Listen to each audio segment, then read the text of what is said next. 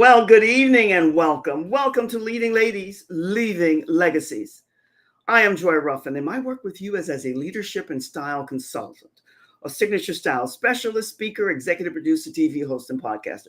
It's all connected. And every Wednesday night, I come to you with a leading lady, Leaving Legacies. And tonight is no exception. I can hardly wait to bring up our featured guest speaker tonight because her heartstrings are aligned with mine. And my prayer is, and I bet they will be with yours as well.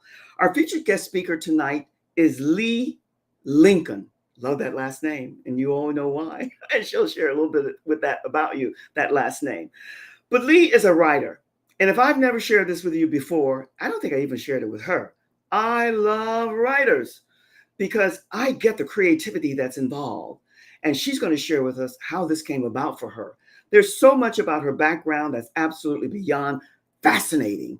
All I want you to do, my friends, is I'm inviting you to just get comfortable, whatever that is to you, and sit back and help me to welcome our featured guest speaker tonight, Leigh Lincoln. Come on up. Leigh, how are you? I'm doing great. I'm glad to be here.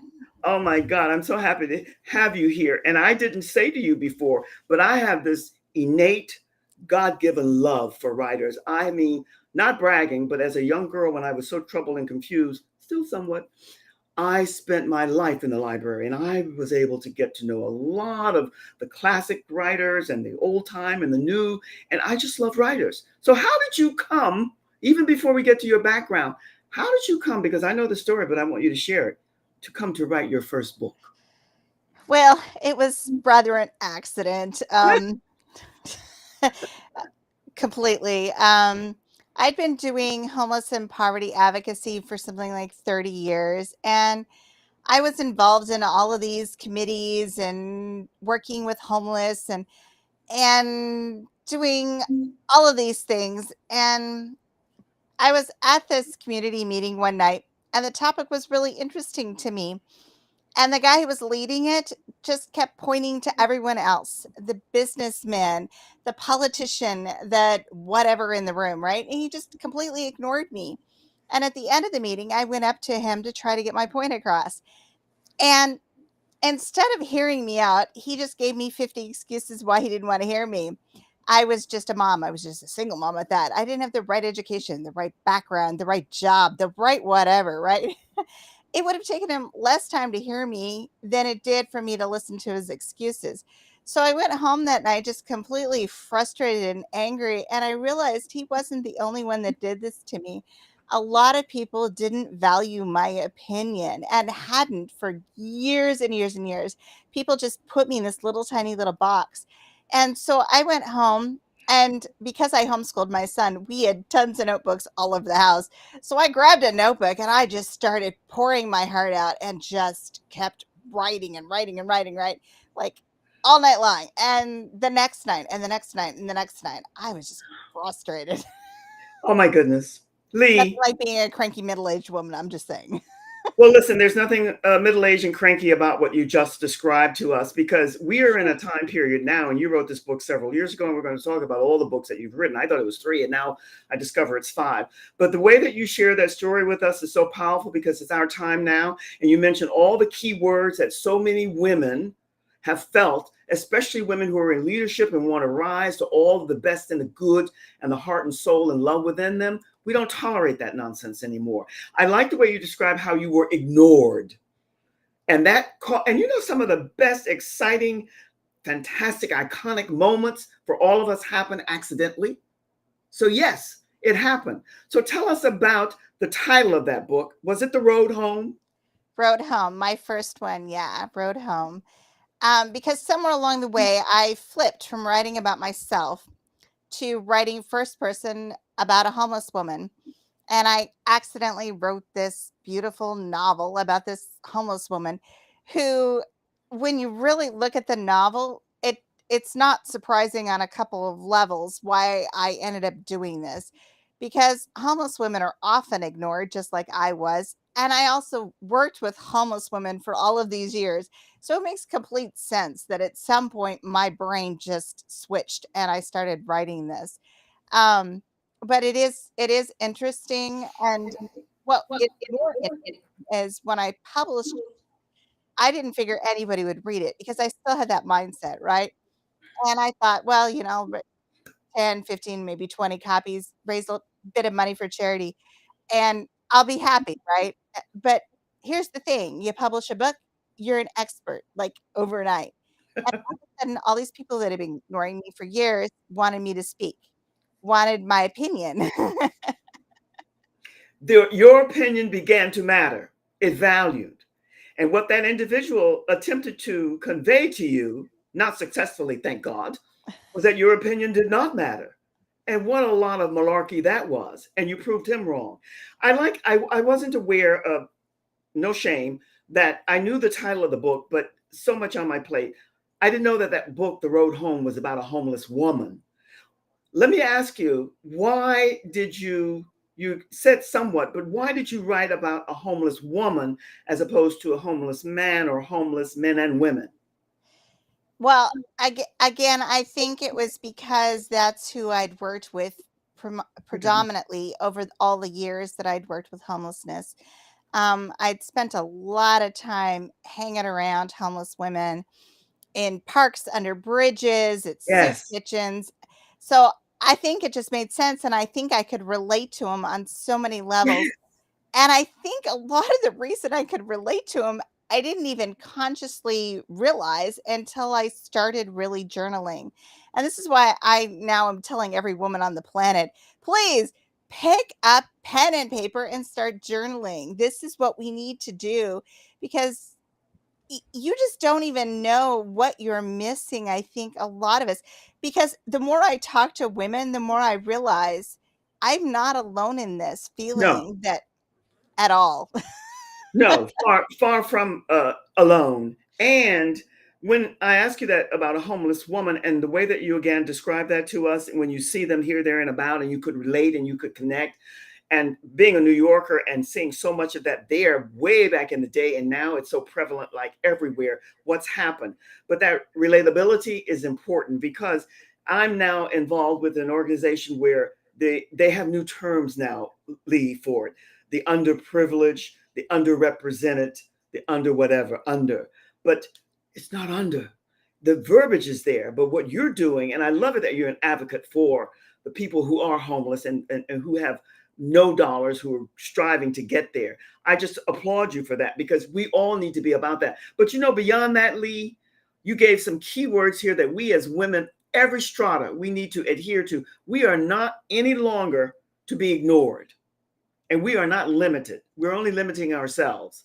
So when that guy sparked something in you, he ignited something in you to say or to convey to you that it wasn't necessary, you didn't have blah, blah, blah. So what was that? I mean, that we all kind of know, but give us some verbiage about what that did to you. Not only did it anger you, but it brought up that creativity.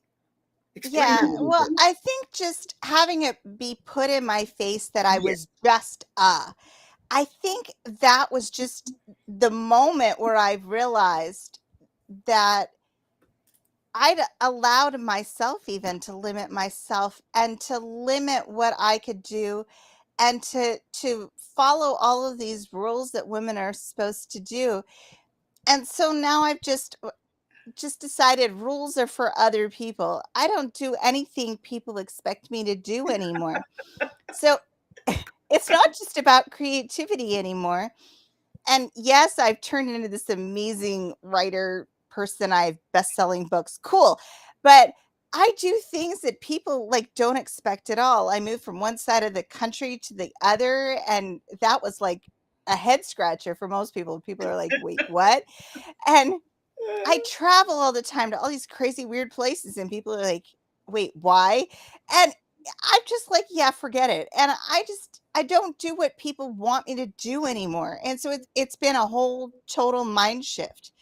And so not only did I kick out of the box, I threw the box in the trash and just said, "Forget it." You're cracking me up.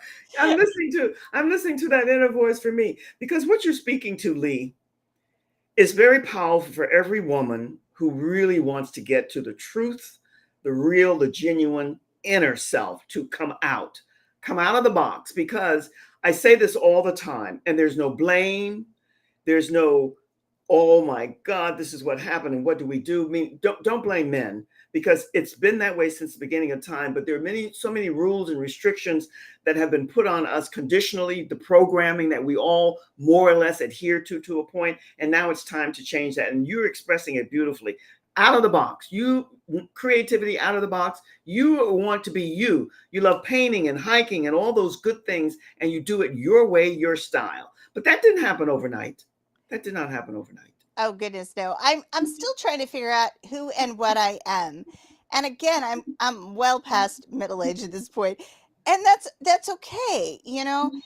I'm still a mom. Sure, my kid's an adult, lives on his own. I'm still a woman. Okay, fine. But there's so many more things I can be. So I'm now trying to figure out exactly who I am and what I want in life, which, okay, I probably should have figured this out in my 20s, but No, that's okay. yes, it is okay. And one of the things that I've come to, and I'll share it with you because I know in your gut, that inner knowing, you know this as well. Everything happens when it's meant to and designed to be, meaning it wasn't designed for you to have that awareness and knowing back then. It is becoming more and more so now. And when you mention that word limited, no one limits you, but most of the times we're limiting ourselves. We're making excuses. We're blaming others for things that happen to us when we have to take that responsibility and rise to whatever it is within us to be who we're here to be. And you mentioned something a little bit earlier about putting pen and paper. I'm getting the feeling and the seed here that you're a big, not only because you're a writer, but even before, of journaling and pen and paper, just jotting down thoughts. Share with us a little bit about how that, we already know, but we want to hear from you, how that has helped you and supported you in writing these 5 books that you've written thus far. Putting down your thoughts, how did that come about? Because I think, and I've just started this myself, pen and paper. So, and I've not been a journaler at all. So I want to hear more from you how that came about for you. Well, there's something that disconnects your whole outside world when you just focus on that pen and paper. And you can really get to the heart of your feelings and your thoughts in a way that nothing else does. If you try to journal on a computer, it's not the same because you have to physically think and then there's this screen in front of you. So you're not disconnecting. You need to really completely disconnect. And you can just free form. And a lot of times when you journal, if you really get into journaling mode, your sentences aren't complete, and that's okay because that is just your pure heart thoughts just pouring out on paper. It doesn't have to be perfect, pretty sentences. If they are, then you're probably not journaling well, okay? Not that I'm trying to shame anybody. I'm just saying that when you really get into this, you are just pouring out your heart on paper and just completely disconnecting and letting it just flow out of you. And it's messy and it's raw, and that's good because then you can really see who you really are and what your true inner feelings are without letting anything from outside corrupt that or disrupt it. Wow. Woo. That was absolutely beyond stupendous. The delivery and the expression of how you explain pen and paper and how to go about it. And that analogy that you made about writing pen and pencil paper as opposed to the computer was woo, because we have all become more or less, and I say we are all connected, us, to this technology, which is great. But you said, let it be messy, let it be raw, disconnect from whatever. And because you're the only one initially who's going to see it, maybe down the road, who knows, but put it on paper and let it be, and then go back and review it, which I'm sure you do. I've started to do that. And Leigh, I have to share with you because I can. I am sometimes amazed at what I go back and look at that I wrote, that I wasn't even conscious enough knowing that I wrote that. Does that happen to you too? That happens to me all the time, whether I'm writing on my novels or journaling. It happens, and I'm like, "What? When did I write this? I don't even remember writing this." And that's okay because Yes. that is when you are truly showing your heart. And that is the beauty of really putting pen to paper. Ah, I love it. I love it. I tell you, and I don't say this, I don't sugarcoat and sugar cane and all that other sugar stuff, but I have always had this great, deep respect, admiration, and love for writers, and especially good ones, because when I read a really great book and then I compare it to something that I read was just, and that's happening now in this on this technology and all the different things that people are doing, you get the difference between the exceptional and the ordinary. They're both needed. This is a big collective, right? But you can really get the difference. And I love the way you explained about pen and paper and how we all have to adhere to that. Now, I'm going to take a quick little reset here. And when I come back, Leigh, I want us to talk about a little bit more in depth the road home, which is about the homeless woman. Am I right about that? Yes. And then I want to expound you a little bit more on from one book to three books to five books. And let's talk a little bit about that and how you are no longer limited because you are out of the box and you're enjoying your life. And we're going to expound a little bit more about that. So hold tight. Carilla's going to put you in the green room and I'll be back with you in just a second. And we're going to put that book up just so that people can see it.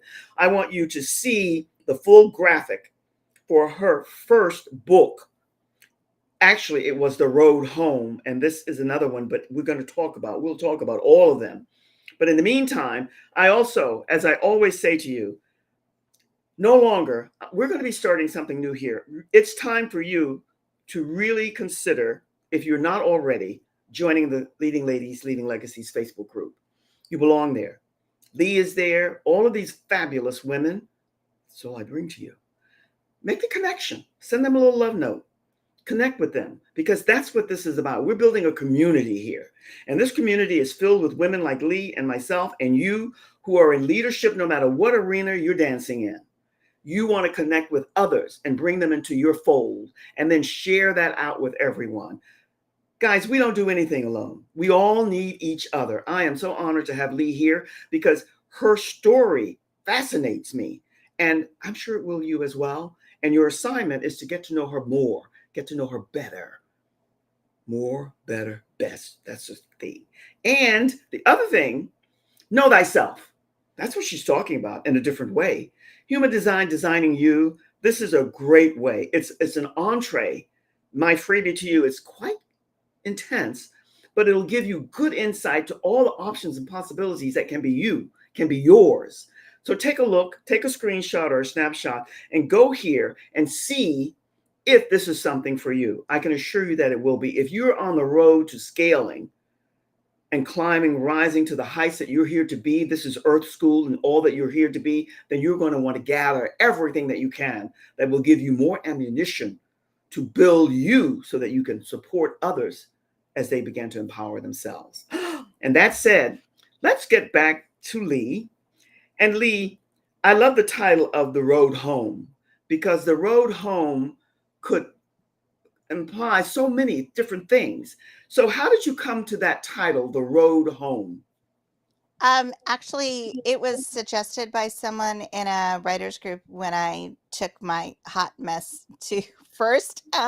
Someone suggested it because there are so many references um, to home in various forms throughout the book.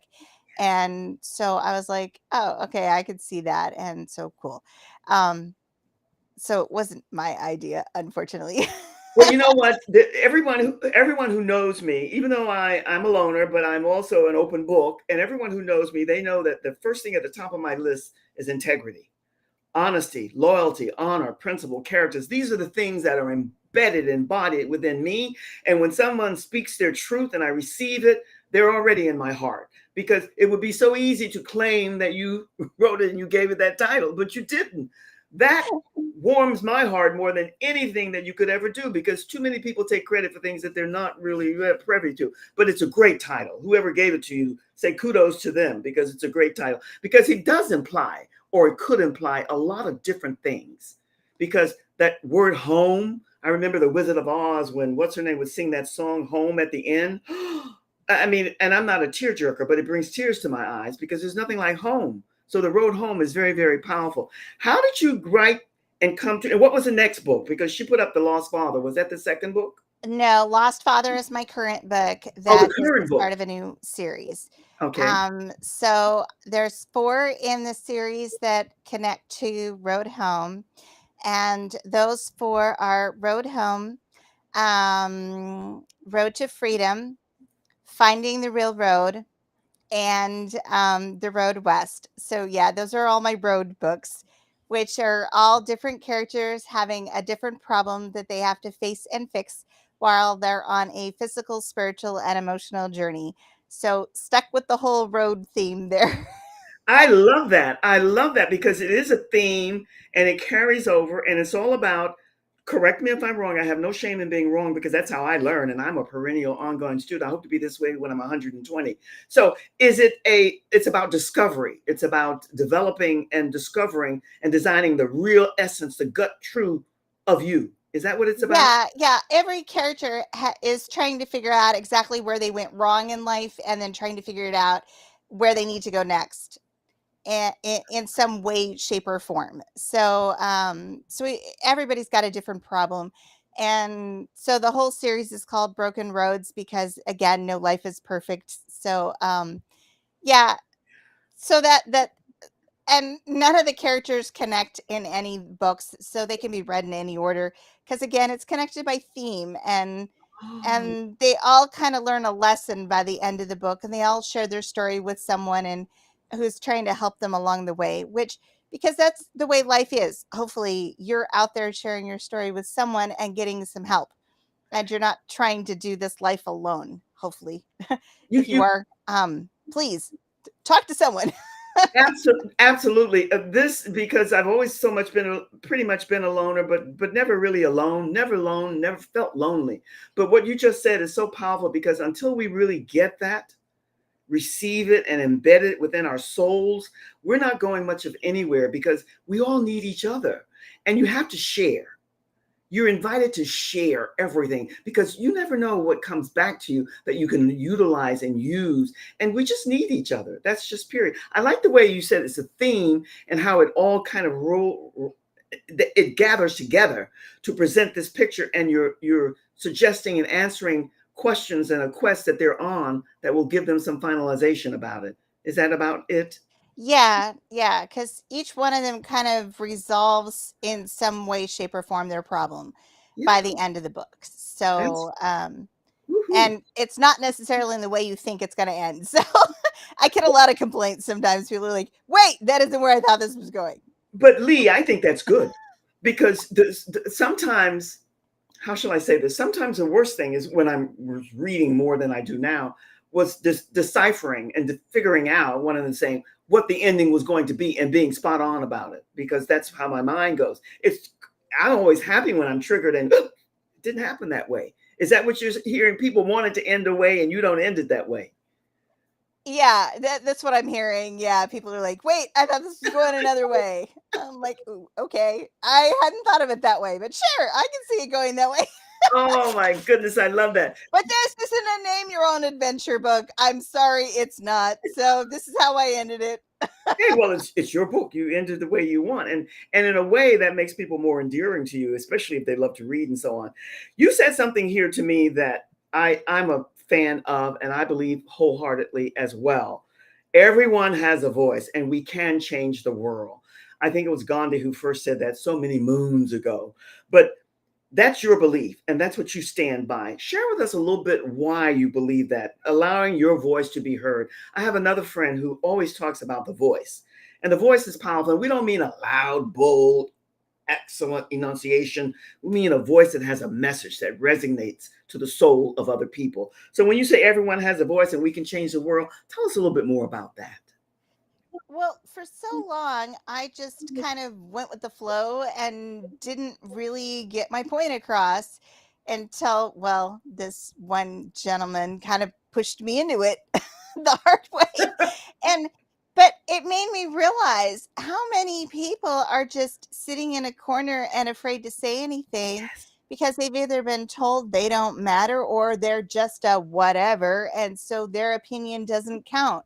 So my thing is now, no, we all matter, we all count, we all have an opinion, and it doesn't matter if you're a woman, if you've never had a job, if you've never been anywhere. I don't care. You have something to say.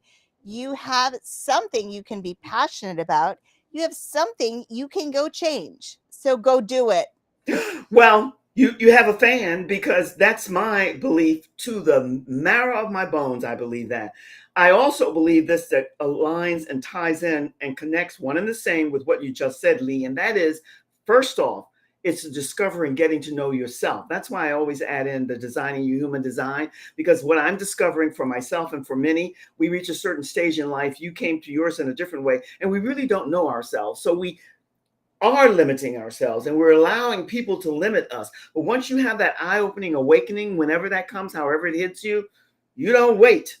You use your voice, and you use it in a way that hopefully will inspire, ignite those who need to hear it. So I love that. Tell us a little bit more about the other books that you've written. You mentioned The Lost Father. I love that title, because I grew up more or less in a lot of men, because a lot of men on both my mom and dad's side of the family, but my father, shoot, at a certain early age in life. So when I saw that title, Lost Father, it brought back to me some of that. So what is that about? Share with us a little bit about The Lost Father. That's your last book. So, Lost Father is the first of my new series on adoption. And so, Lost Father is about a man who got his girlfriend pregnant in college and then just couldn't deal with the whole situation and left. And then 50 something years later, this child reaches out and says, "Hi, I want to meet you." So then you end up slowly throughout the book, he shares his story, and you discover everything that happened along this journey of this 50 something years in his life. Um, because birth fathers are fathers too, but a lot of people don't recognize them as fathers. Now, the super interesting thing of this whole book series, I'm adopted. And when I started writing this book, I We lost hadn't connection. found my birth father. And in the middle of Ah. Oh, I love that. I love that, Leigh. I tell you, I don't know where the time goes here. I really wanted to hear what your take was on A Lost Father, The Lost Father, because there's so many ways. Again, I love your titles, that you can take the father, the lost, and the homeless woman, and the road home, and all of that. I have to confess, honesty, I haven't read, but I will. That's a guarantee. Time goes here, and I like the variation, the qualification that you made between the birth father and the adopted father, and so on and so forth. But share with us a little bit more, whatever you want to leave us with, because the time is over. It's gone. I don't know where it goes. I say it every week. Show, if you can, Kareel, her book, The Lost Father, and then Leigh, tell us what you're offering us in the long run. And thank you again. Yes. Well, if you go to my website, you can get an exclusive little short story, which is a tie-in to Lost Father. It is a little short story about the secondary character in the book, because people were questioning this character, and they wanted to know more about him. So I wrote this little short story about that secondary character, so you can get more information about him. Well, So that's a yeah, great. just pop over to my website, and you can to get that little short story. Yay! Yay! That's a great giveaway, and that's a great snippet, a short story based on that. And they'll have your subscribe button up here and everything else. Leigh, the time flies here. You must come back again, because I absolutely commend you for the work that you're doing. Not only the writing, but being an advocate for the homeless and so on and so forth. And I have much more to share with you about that. Thank you so much. It was my pleasure. Oh, Thank it you. was fun to be here. Thanks. Thank you, thank you, thank you. My friends, what can I say to you? The time, don't I say it every week? I do, because it flies. It goes much, much too quickly. Leigh has written these 5 books. Your assignment, I love homework, is to go out and find out more about her, and to join the Leading Ladies, Leaving Legacies Facebook group. I'm going to be bidding you adieu until January the 10th, because I'm going to be traveling and then taking a little time off, which I seldom do, gathering some new things together for you that you're going to be excited about. We're going to have fun in 2024, and we're going to enjoy each other's company. That I promise you. Make sure you align with Leigh, because what she's doing for the homeless, and also how she advocates for all of those. There's so much more that we didn't have time to go over. So make sure you make the connection. And my friends, until I join you back again, I started to say July. I'm thinking July for a different reason. January the 10th. You be and stay well and have a happy, happy holiday season. I'm sending you, as I always do, all of the best, ending this year and for the beginning of 2024. Much, much love from my heart to your heart. Be and stay well, my friends. Cheers.